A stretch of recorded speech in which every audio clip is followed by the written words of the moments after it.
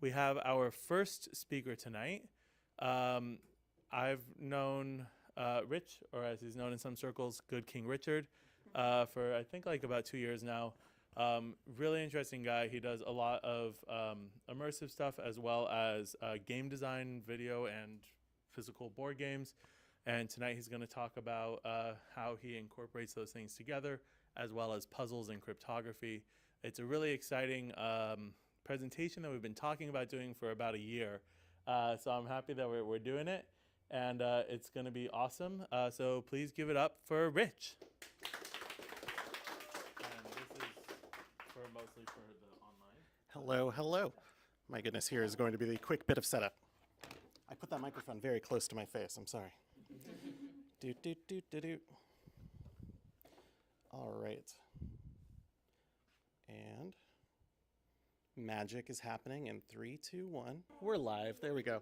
I was so happy because I went in Canva and they had this ridiculous video game thing. So here we are. There we go. Screen share. Perfect. Worked out. Hello. My name is Rich, and I'm here today. I wanted to talk a little bit about a lot of weird stuff. I think that's my plan. So I'm thinking about this in terms of a mixed reality adventure, because that is a phrase that I get to say all the time as the things that I make, and everybody says, what does any of that mean? So I think I kind of want to go on a little bit of a journey with that. Did you see that animation?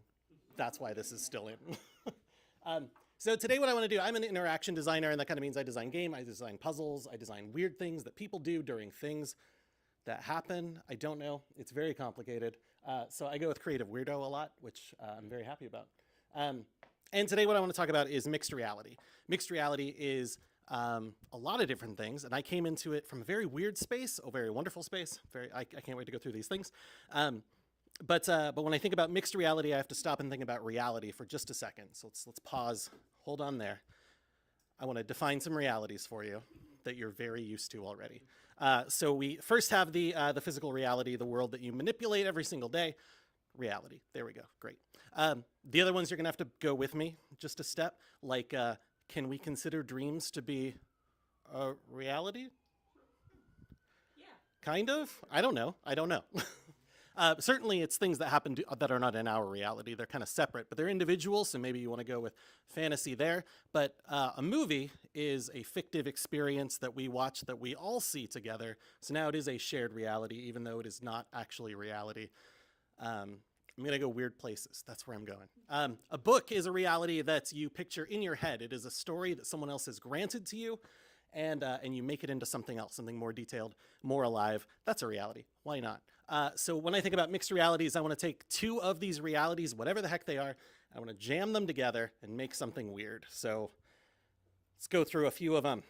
A video game, but online, but not multiplayer. No, an extension of a video game, a weird thing.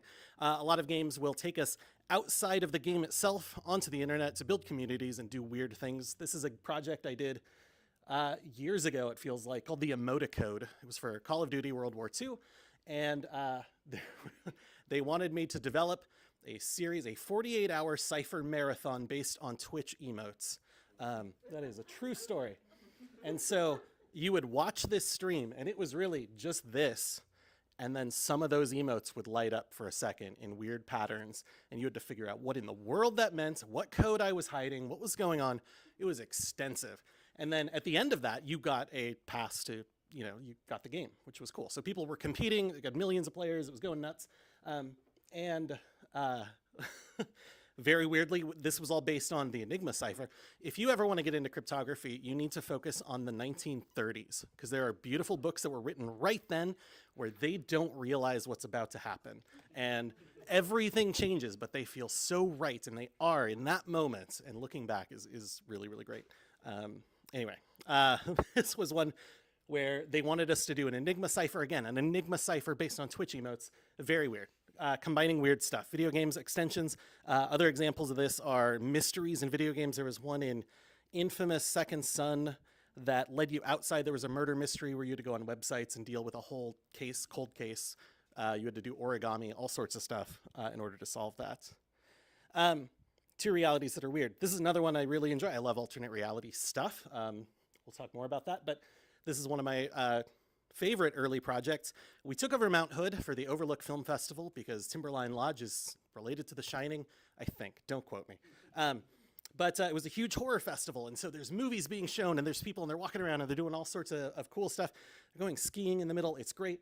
And every once in a while, you turn a corner, and there's a detective chasing a suspect around, and the suspect gets away, of course, but the detective stops and asks for your help. Please join our story. We got to go find this place. Would you be willing to get a group of people and go to this haunted house over here, which is a weird escape room haunt experience? All sorts of nonsense. I love these kind of big, huge games, and I wish there were more of them. In this one in particular, where we didn't abduct these people. They paid extra for this. But these are some of my friends, actually. This is great. Although I didn't know it at the time. But building a game like this is really fun and really crazy. The Overlook Film Festival has a history of doing it, and everybody goes way over the top. And please study the Overlook Film Festival experience if you are interested in these kind of alternate reality games, because it's a beautiful weekend of crazy stuff. Where was I going to go next? I had to fill this thing with puzzles. That's my job. I'm the cryptographer. Excuse me. I'm the puzzle guy. So this had a sequence of puzzles that were all based on Mary Queen of Scots ciphers, which is a very specific one where you've got a lot of symbols that mean words, and without that information, you can't figure out what's going on. And so we wanted to unlock that slowly over time. It was a really perfect puzzle for that sort of thing. But alternate reality is a reality on top of the reality that we're used to. You are here to go to a conference, but now you're inside a movie, and it's playing, and you're a game, and you're a player at the same time. And I think mashing those things is what makes things like that magical. We're getting to it. Oh my gosh. A tabletop game as a video game, which is more normal than it seems, but I got hired to create a text adventure game, very much like the Hitchhiker's Guide to the Galaxy game that I used to play at the museum until they kicked me out.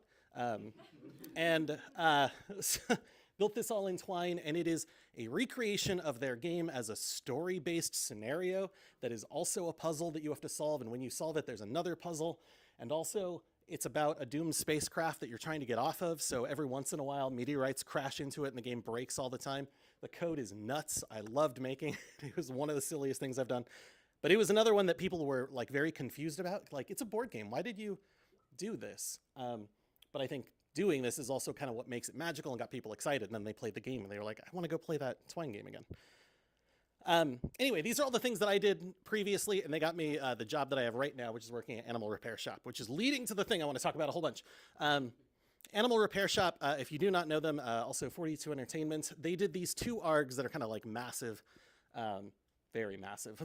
The Why So Serious campaign was for the Dark Knight movie. It was a 2-year ARG spanning across the country. It was online. It was all sorts of things. It got people involved in some really crazy ways. They did another one for Tron Legacy called Flynn Lives. To give you weird details into breaking realities, this is a cake with a phone number on it. You've already joined Joker's army by then, so you're willing to do whatever weird stuff somebody tells you to do when you get a cryptic text in the middle of the night. This one, go to the bakery nearby. Whoever gets there first, because they're sending it to a large group, they want it to be successful, so 20 people in Cleveland all got this text at the same time. They're all rushing to that bakery. Whoever gets it first gets this cake, which is a phone number on it. So you take your phone and you call the number. You don't hear anything. Nothing happens. And then you hear a phone start to ring because there's a phone wrapped in saran wrap inside that cake. You tear it open immediately, like right there in the bakery. They don't know what's happening. And then you get this message from the Joker telling you the next weird thing to do so you can get Harvey Dent, I think, to become the mayor so that we can have the movie that we're going to have in still like a year and a half at this point. This was a wide-ranging campaign, puzzles everywhere, like just weird stuff, right? And so alternate reality things like this let us just be a player in our space, but not in our space. Also, are we kind of in the movie? Like do we have the power to affect the movie? Was a big question during this entire project, which was great. I don't think this is going to come through very well. This picture's way too small. Getty Images. This was from the Flynn Lives campaign, and I want to tell you just one little story about this. This was also at San Diego Comic-Con. It was a big thing that led up to the release of Tron. It's not called Tron 2. Brain, come with me. It is Legacy. The next one's Ares. There we go. Got it. Thank you. And in this one kind of went more video games, so there were a lot of games to play as part of this that were coded as old-time video games, but with modern processes. You would solve them to learn facts about them, to put into the machine and solve and solve and solve. That picture on the far right is the success story, which was at Comic-Con, where everybody knew to go look for these movie posters. People are searching for them all over San Diego. They find them. They're connecting online through communities, through message boards, through whatever else. And eventually they all get to one location. And at that location, there is a tarp hanging like on the corner of the wall. And as they start to approach, they pull a rope and the tarp falls. My computer's mad at me. And you see Flynn's, right? Flynn's Arcade. It's right there. All the lights inside come on. And these people go nuts. They get to walk inside the arcade from the movie. It's old style, like it feels like it's from the 80s. There's 80s music playing. They're going nuts. And there's a Tron machine in the back that they're hanging out at. And what nobody realizes is that after about 30 minutes or so, people are back there playing the Tron game. Like that was in the ARG. There was a whole thing about getting a high score. Maybe I want to try and get that high score. So they're all playing, they're trying again. Finally, somebody does it.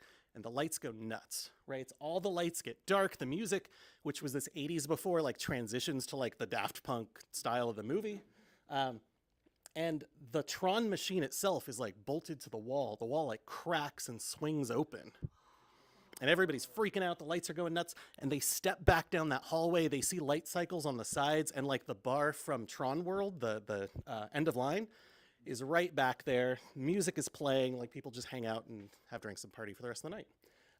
And they get to choose which of those spaces they want to be in, right? They have now brought this computer reality in a movie into our reality and made everybody part of it. And that reveal moment was all crazy puzzle based and nuts. Whew. I love that story.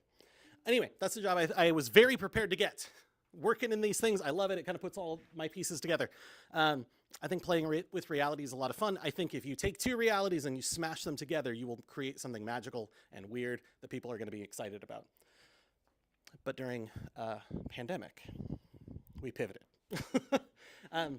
We're storytellers. We like to build these big marketing campaigns, and nobody wanted to do them anymore or could do them anymore, so we didn't do them anymore. That's the way that went. And we still tried to find something that would allow us to mix realities together. And now we're getting into like what the term actually means in the world today. We made this game called Panic in Gotham City, which I'm going to show pieces of in just a little bit. And it's good. What we wanted to do is give people the opportunity to play a game that blended a physical world and a digital world together. Those were kind of the mixes we want. And traditionally, when you hear mixed reality, that's what we're talking about. Although that's less fun, like, you know, all these other ones are great. So the big idea with this is you get a 10-pound box full of stuff. It is artifacts, memorabilia, weird things. Some of them make sense. Some of them are written material that you can read through, but a lot of them aren't. There's pictures, there's bits of evidence, there's strange things. And a lot of it, let's see. Yes. Almost everything on this screen, actually, has a moment in the game where you take the app built into your phone, you take a look at it, and it comes to life. And what we were very happy with it is that tech has advanced to the point where we don't need to cover things with QR codes, anything like that. Beautiful pictures and images that come to life with animations, and they work seamlessly together, which I'll show you a few of those that I really enjoy. It's perfect. It's so great. 10-pound box was a lot, but we were really happy with how this game came out and the reception that it got. It is 10 pounds and probably 9 hours to play through. We do not recommend it all at once. It comes in envelopes. It comes in 7 acts. Like, take it an act at a time. But it is an original Gotham story. We put it out along with a comic book. Harley Quinn is our hero, and so we got a Harley Quinn #1, which she has an adventure, which is fantastic. It's like a heartwarming story, and I love it. It would have been very smart for me to bring copies of that tonight, so you'll have to give me your mailing address, and I'll I'll have to bring them by at some point. So what we wanted in this one, this is a terrible slide. Why did I do this? Because she's doing the thing that I like that people do, right? Is there's this combination that happens at the table. We're so used to a video game is kind of like a gateway, and you're just in the gateway. It's you in the digital world, and that's kind of it. Your phone is the same way. You're looking at your phone. It's very rare that you were like popping out for any reason, someone's bugging you or you got to know where to go. You're in the game, you're focused. And we wanted the phone to be a magic lens. It's a magic mirror. That's all it is. It's a tool for us to solve problems together. So My favorite is kind of this. We're seeing things, we're seeing strange, like this is an animation. This is terribly put together. Who is telling this story? But it is about like, I'm going to look through my phone and tell you some things, and you're going to be looking at the artifacts and tell me some things, and we got to work together to figure that out, which was a big design principle as we were going into it. Like, it can't just be one person on a phone the whole time that solves the whole game. It has to be kind of a joint community process. This led to more things. I think this is at Gamma. We were showing off some more ideas. That big game was huge.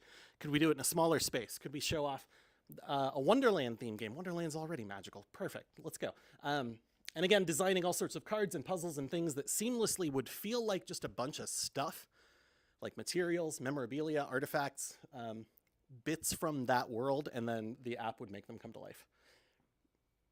And this was 3 years ago, I think, 2 years ago. And then something changed entirely. Just this stuff. Magic Leap and HoloLens are two like VR devices that have been really good. They're mostly AR devices. You see your world, and we put weird stuff in your world.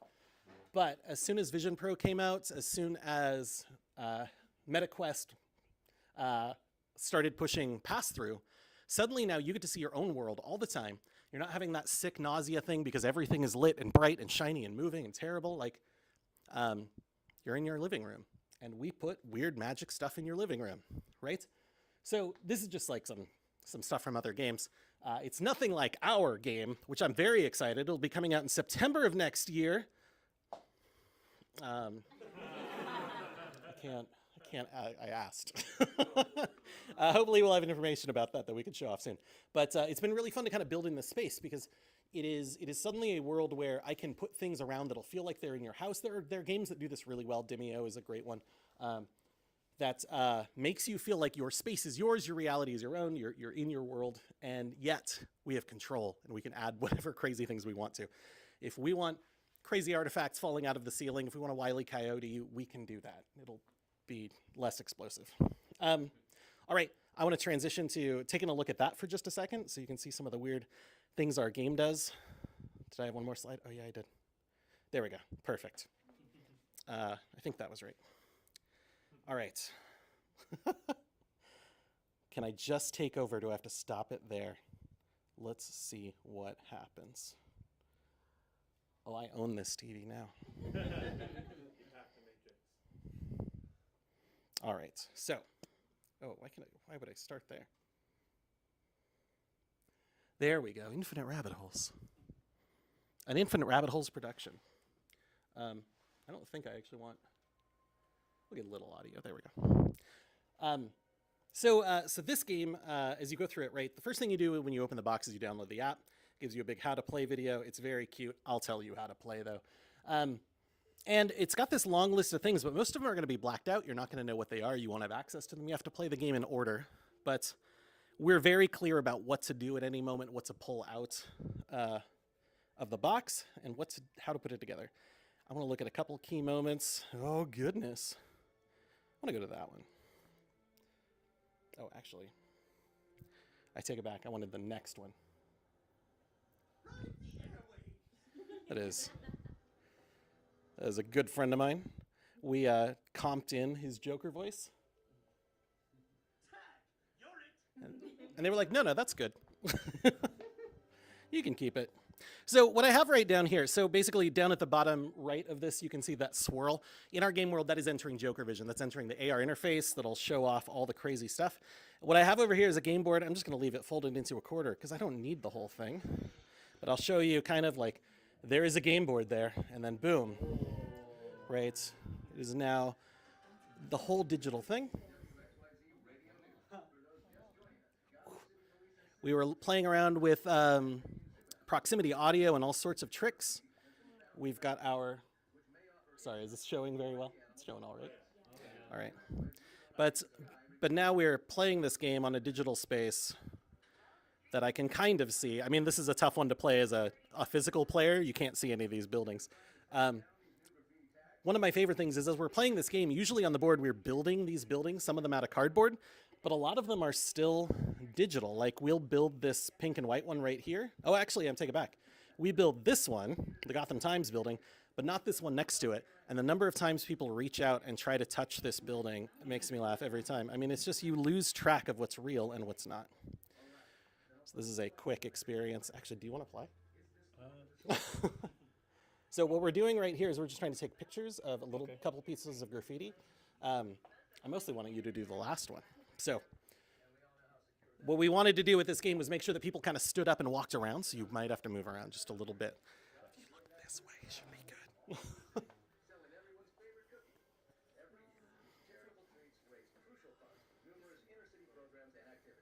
And this city is something that we have full control over. We change maybe... Oh, I see one there. You see kind of the yellow? Oh, yeah. That should be one there. Yeah. It's easier to see on the big screen. We actually, when we have large groups playing the game, instead of hovering, I brought an iPad that I usually demo on. But we tell people to stream just because now I can just sit back in the chair. You do all the work. I'm going to tell you where to go. Look up. I see it. It says, what happens? Oh, yeah. Look at all this very odd zoo-themed graffiti. So we have this overlay of the town. There's animations going on. We do a quick asset swap, and now we have a slightly different. You're actually in the perfect spot. The final piece of graffiti, which was not there before. No, it was not. Right, and then because we have the app ready to go, we can just seamlessly move into all the video we want.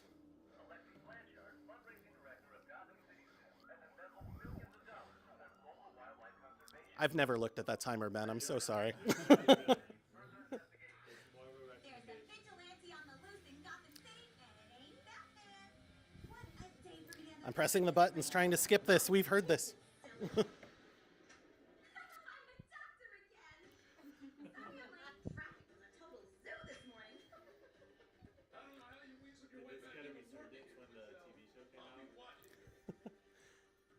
can't believe I got a second chance. Working with a license is complicated. Gotham's most insane villains than me. I know. I've seen that burning letter I simple before. Aha! Time to get to work. So what we wanted as well is that moment, right? So that we've got this video. I don't want to replay. No, I want to move on. And then what it tells us to do is grab this file folder. Oops, sorry, I apologize. That's not what I want. We're not playing the whole game. So it tells us to open this envelope right here, and what we use for the assets is exactly, I have to grab it out of my bag. Oh yes, right? Those are the things. We wanted it to all feel like part of the game, so that is that right there. When you open it up, it's gonna say, you know, grab this file folder. You can kind of see at the bottom, those artifacts are all right in here. So it's meant to make you feel like you were in the game as much as possible, that they are the same space, the digital and the physical. We won't go through that puzzle, but just to show you one of my favorite things, and then I'll be done, I swear. Do I want to do that one? We'll do that one. All right. Oh, this might be a little tricky. Am I set up? Great. All right, so I'm going to put so this one wants us to scan these ink blots, and we chose this specifically because we love this watercolor animation. After he wasn't satisfied with busting lone drug dealers, his next target was much higher profile. Ace Chemical CEO, Warren Mason. Right. Yeah. Right. Keep your mouth shut and destroy the evidence. They thought he could get away with collusion, This is my favorite trick. but Anarchy had a knack for digging up. We learned a lot here about. I like anarchy. Sorry.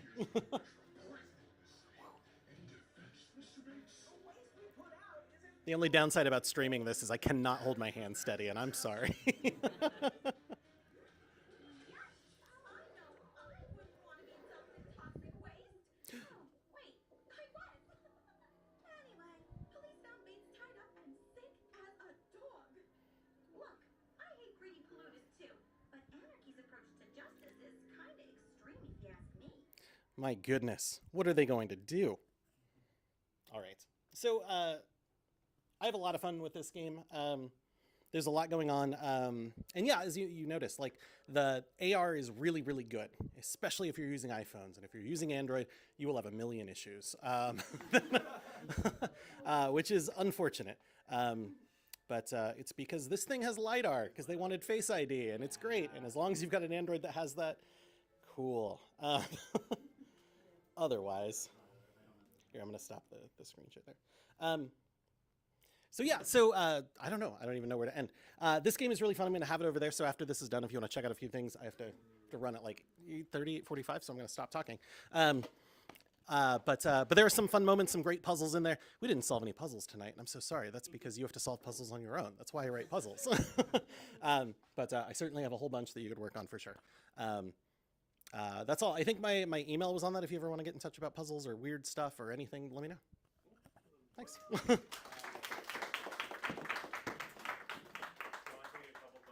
Sure.